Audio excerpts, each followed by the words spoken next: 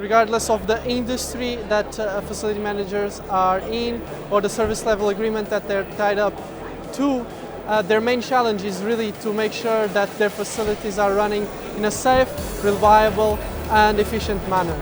Schneider Electric, we have a blueprint, an architecture called EcoStruxure Power. EcoStruxure Power is a solution based on both hardware and software.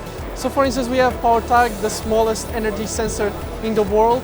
PowerTag enables clear visibility of the power flowing through your electrical network or your electrical infrastructure. And PowerTag is, again, wireless, is self-powered and can be just installed on the top of a circuit breaker, so no tools required whatsoever. The i9000 is the most accurate meter in the world.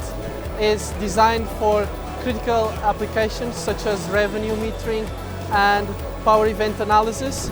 It comes with disturbance direction detection, and what that means is that it will enable our customers to have a faster diagnosis and at the end of the day a faster resolution for the problems that they're facing with their facilities.